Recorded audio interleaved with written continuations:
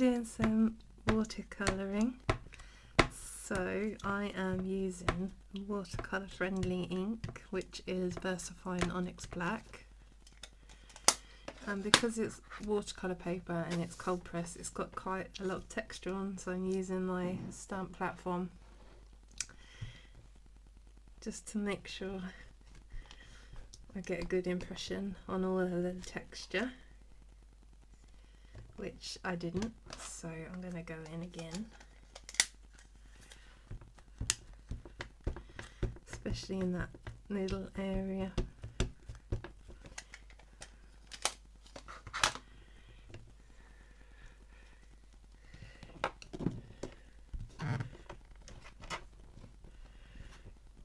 Just pressing in the middle there.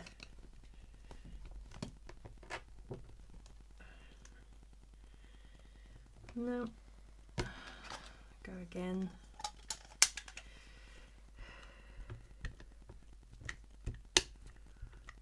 It's a little bit frustrating stamping on watercolour paper, but I think it's worth it in the long run if you get to play with your watercolours. I'm sure there's a better way to do this. And yes, I know that I'm stamped it upside down. It was just the best way to fit it in the frame. And so I've just used my heat gun to heat set the image because the ink was still wet. And on the other one I smudged it, and the mistake that I made is here, so I'm using a sand eraser from Tombow, and it just takes off the ink. It does take off the top layer of paper as well, so you have to be careful and do it gently, but it's better than having a dark splodge. You can still see it a little bit, but I'll see how it is once I put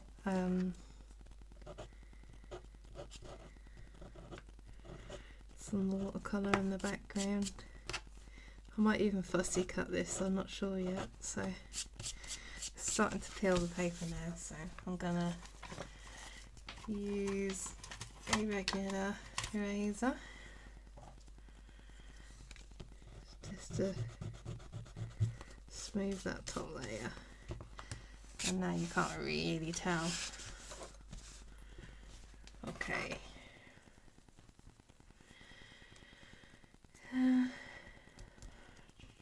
Just gonna tape it down because it's warped a bit where I heat set the ink.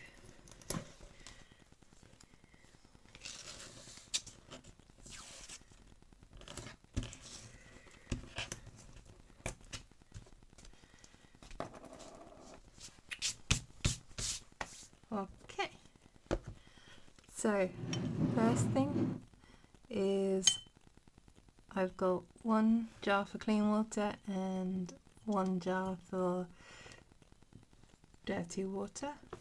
In fact, I'm going to swap them around. And I've got some watercolour brushes here in my tin, and I'm using the Winsor Newton foundation brushes, and I'm going to pick a fairly small set. So I've got this gold Tachyon one,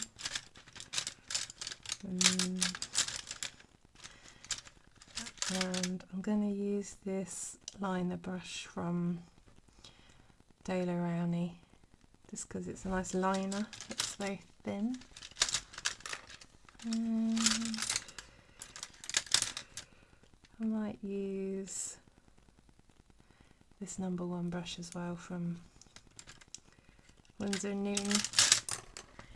See how I go. And today I'm going to be using my Winsor Newton Cotman watercolours, and I just got a little guide that I've made for the inside so I can see what colours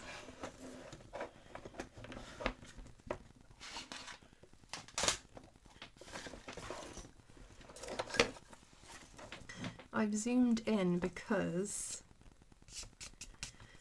I want you to see what I'm colouring, but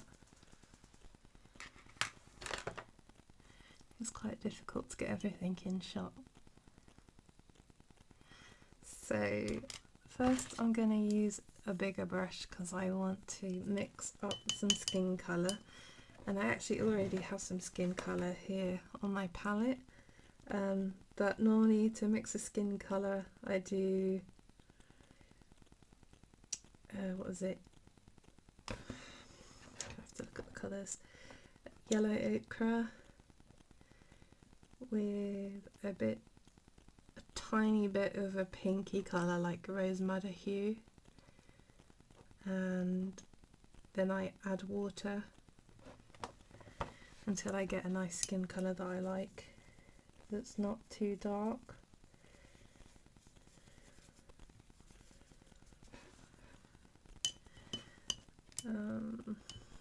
You can add white, but it stops it from being transparent or translucent, so I'd rather not and just keep adding water.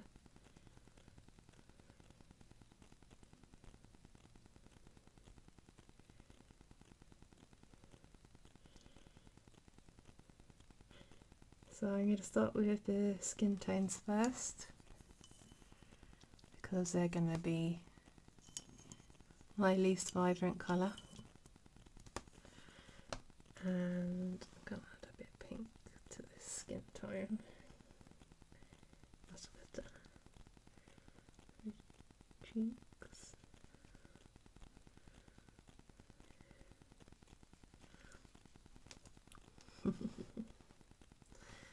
So cute. I don't know if there is a skin tone colour for the Cotman. I don't think there is, because I'm pretty sure I would have bought it to save me mixing it.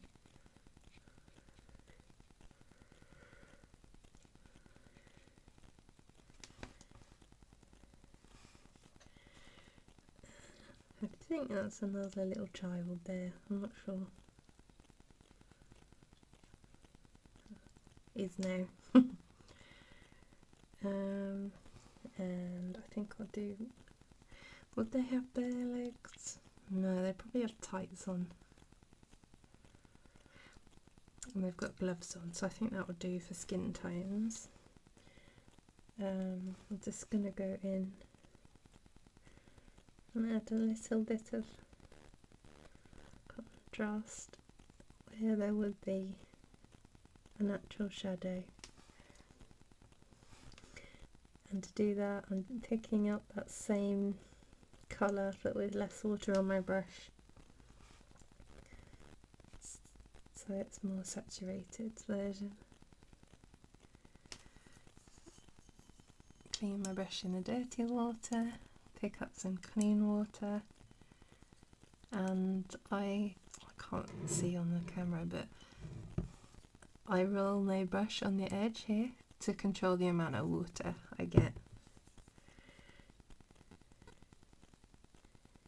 You can also paint with a water brush, but I am not a fan of that because I can't control as easily how much water I have on my brush, and therefore I don't know how dark my colour is going to be when I lay it down, so I don't use it. Right, and when it's dry I can always go in and add more, another layer, just like I would do with my alcohol markers. Okay, next I think I'm going to work on that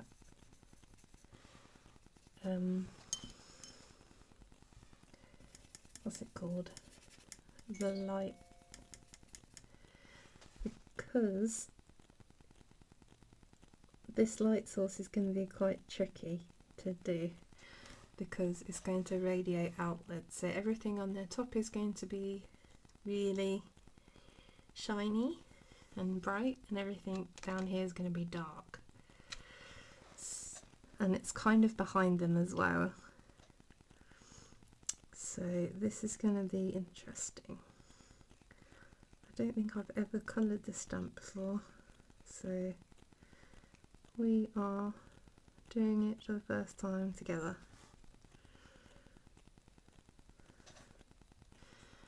Okay. And now it's going to radiate out, but I want a soft colour in the background. So I'm going to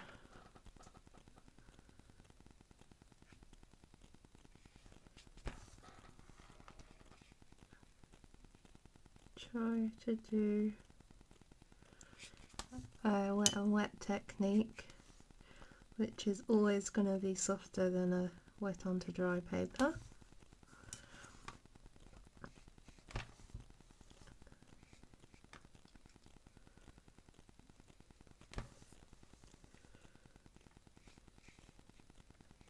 Just when I stole this stamp, I was like, oh, that's screaming out for some watercolour.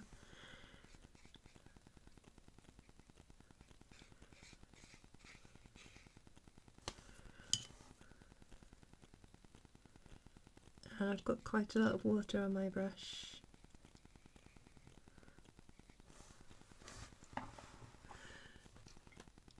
Just using the light to see if I've missed anywhere. I think I've got it pretty well.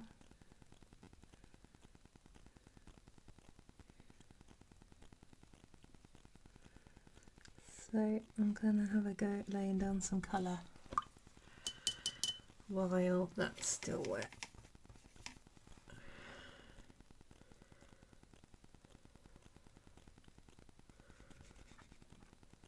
Actually, a bigger brush would be helpful.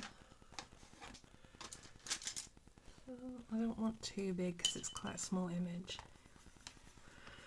But yeah, that's cool.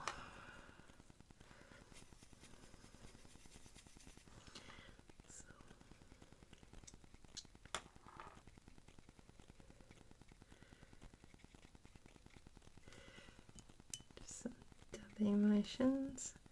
Drop some more water on.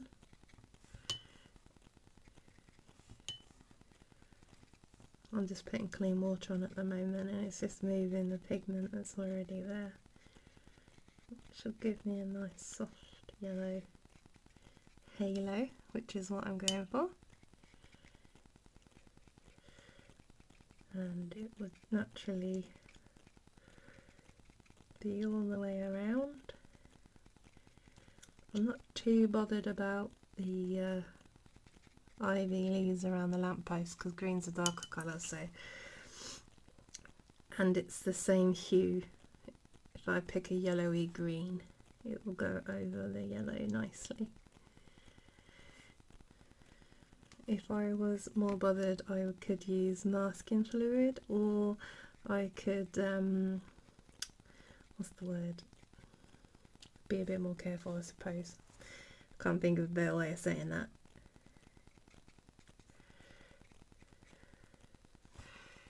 It's a bit frustrating because the paper's locked, because I really want the colour to be concentrated around the source of the light, which is around here. So I'll go in with a darker hue.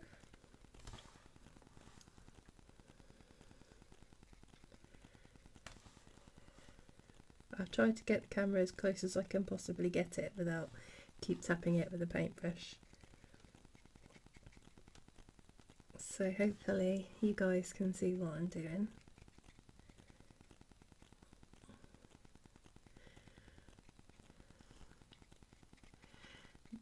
This watercolour painting tutorial is probably going to be in stages, because with watercolour it's really important to wait for each section to dry.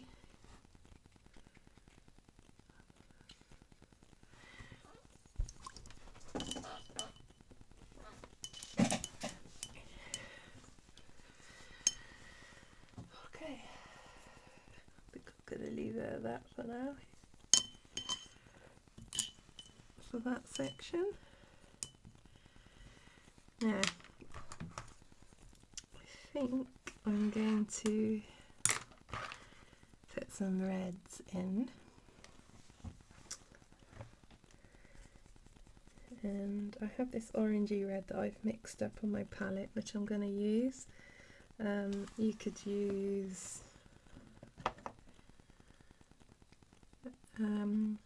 cadmium red hue or cadmium pale red hue, and you could possibly mix some cadmium orange with either of those colours if you wanted. I prefer to mix my own colours, to be honest, because you just get a bit of interest and depth to the colour rather than it being straight out the box or the pan, literally.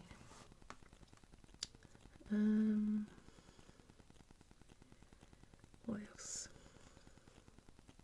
I'm going to give her stripes on her scarf, a bit of red. I'm using my number 1 foundation brush.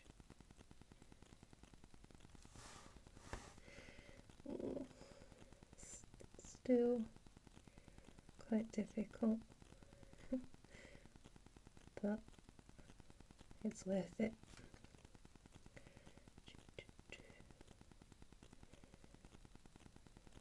Okay. And when it is dry, I will go back in and add shadow and bits and stuff.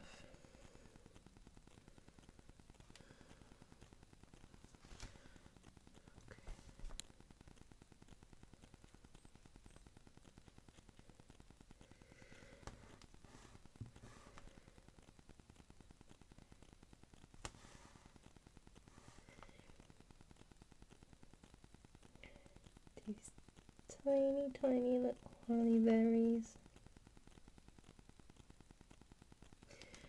And I'm pretty sure this is a poinsettia.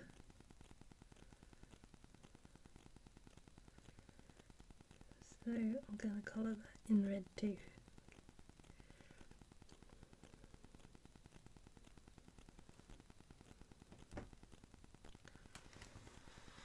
And just for reference, I'm going to put the stamped image next to me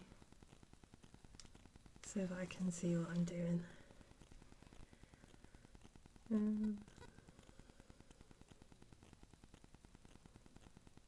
Yeah, I think I'm going to give the child in the middle another red coat, and I'm going to mix a different red together just for a bit of variation, but not a total different colour.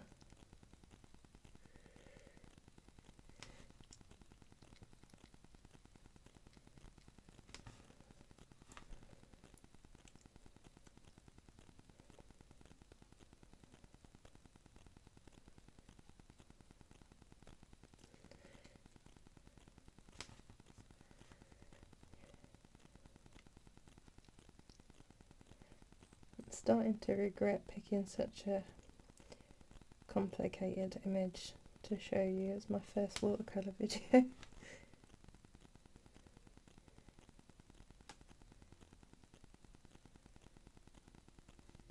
Yeah, but it's so cute, I just wanted to paint it.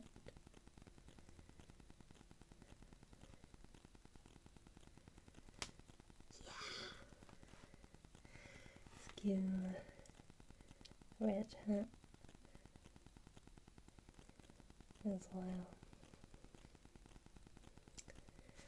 Oh, isn't that cute? Right, what other colours am I going to need? I'm going to need some kind of browns, probably for the ground and the dog and the hair, maybe. Might do the boy's hair in brown. I'm going to use yellowy colour for the paper. Brown shoes. Gonna need some greens and some grey. Oh, hold on. Nearly. Okay, I'm going to give...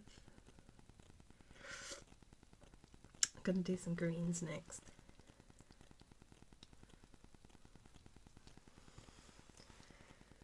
I want a dark green.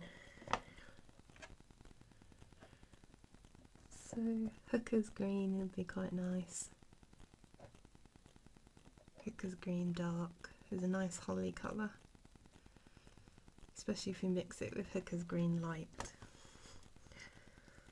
Or go a bit darker and mix it with like Payne's grey or something. Okay, so what should we do first? I'm gonna go do holly. Got a bit too much on my brush there, so I'm going to take a little bit off on the side of my palette.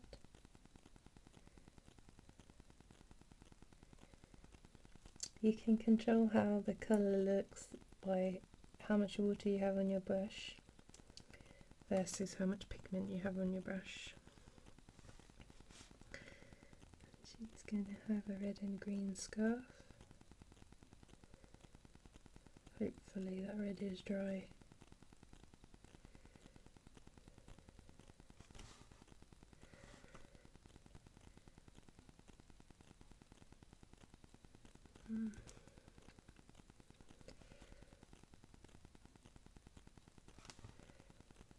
If you're not sure if an area is dry, don't paint next to it.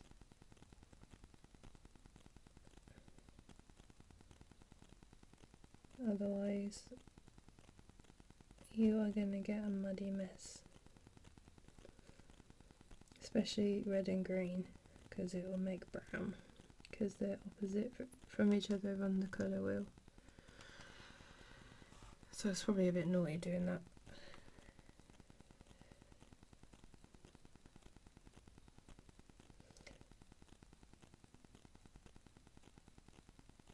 If you make a mistake, you can always take up the excess pigment with some kitchen tow, and if it's not coming up with that, you can use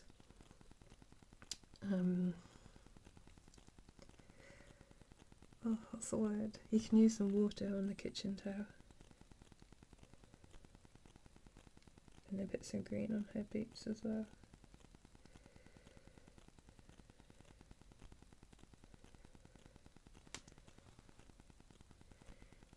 And I'm going to give the boy a green scarf.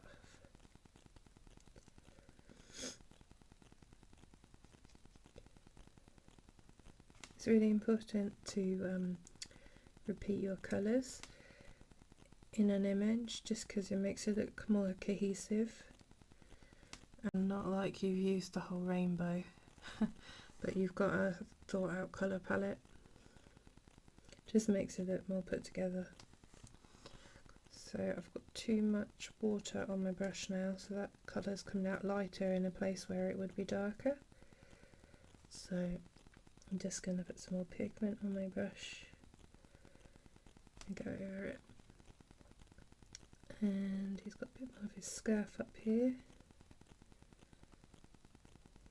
I think he's got stripes on his scarf actually. So I'm going to leave space for another colour. Ooh, I got it on his face there. So I'm going to give my brush a really good clean off. And I'm going to go in with some water. Just lift that colour up with a clean bit of tissue. And now I'm going to leave that alone because it's wet, and if I go over it, it will bleed and I'll have the same thing but worse. So top tip, don't screw it up. Okay, I'm also going to add a second green because I want a different green for the ivy. So I'm going to go in with sap green. I love sap green, it's one of my favourite colours. It's a really good leafy green.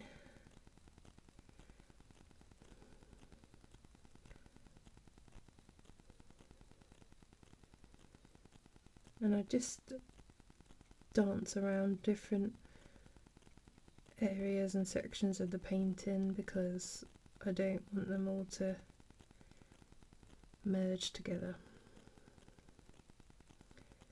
And I'm probably going to come back to areas at some point, but for now I am dancing around. Okay, now I've just noticed that the girl's got stripy scarves on, mittens, so I'm going to use the red and the green on her mittens just to make them match her scarf, and I think I might give her red and green beauties. If I don't like the red, I can always go over it with brown, which was my original idea.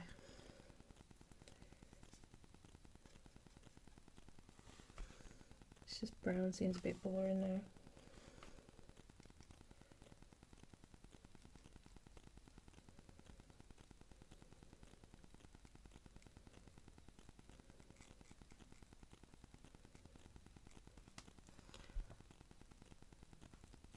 Cool.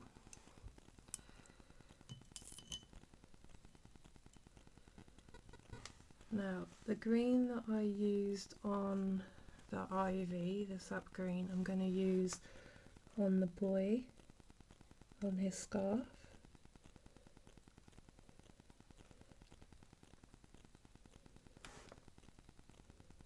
And on his mittens.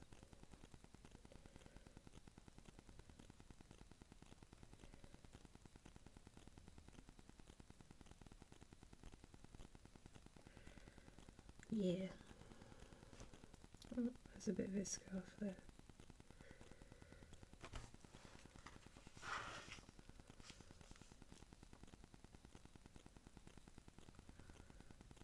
And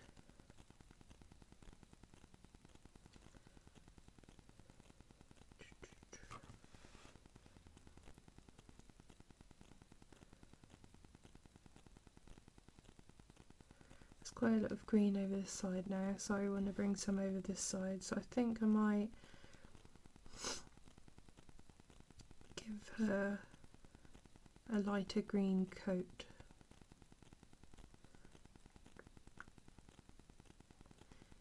Yeah, why not?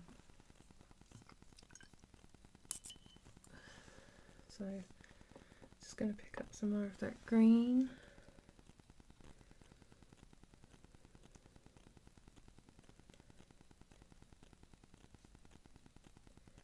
I mean, you could pick a completely different colour scheme. You could go for nice pastel blues, pinks and lilacs. They would be pretty.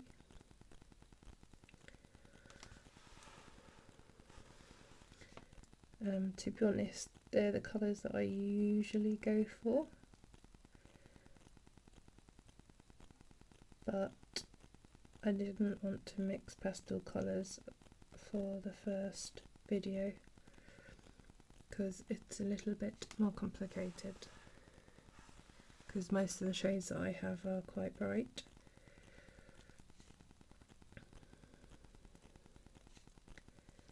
This colour is quite an opaque colour, I'm surprised. It's not a bad thing, it's just a thing to note. And I think I'm going to do this little middle kid's boots in this green as well.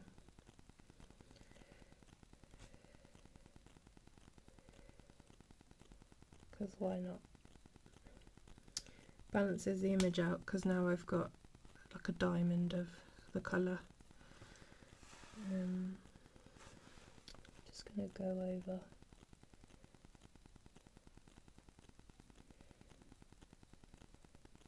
this green on this kid, because some of it come out quite light when it's dried. So I obviously had more water in my brush than I thought, which is fine, it's easy to fix.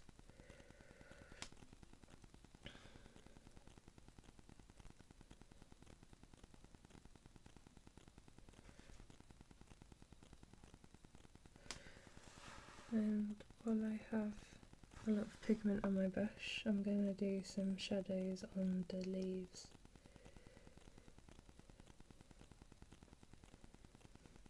Which would be on the bottom of the leaves, facing downwards towards the kids,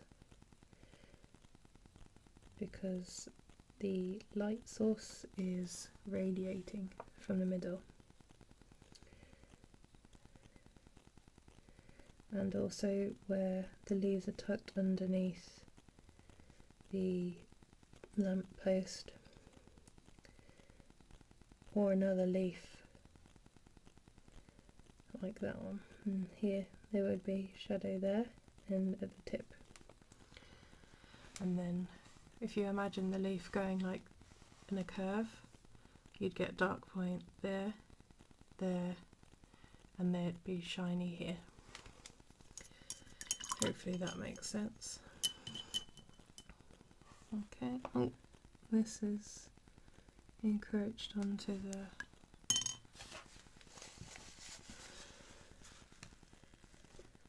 thingy lamp.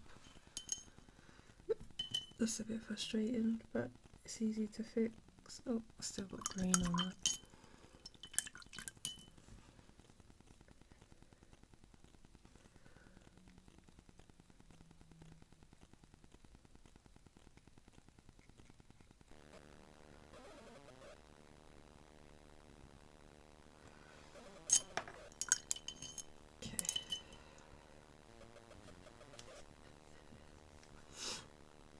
Cool.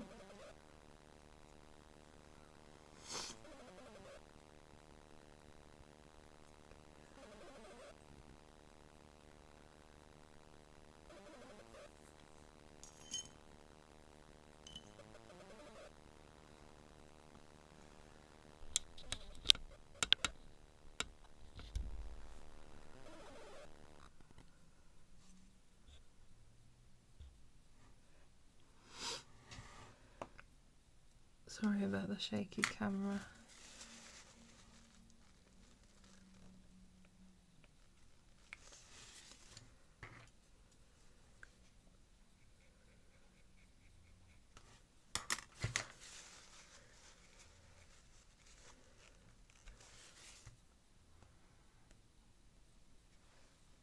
Keep losing connection.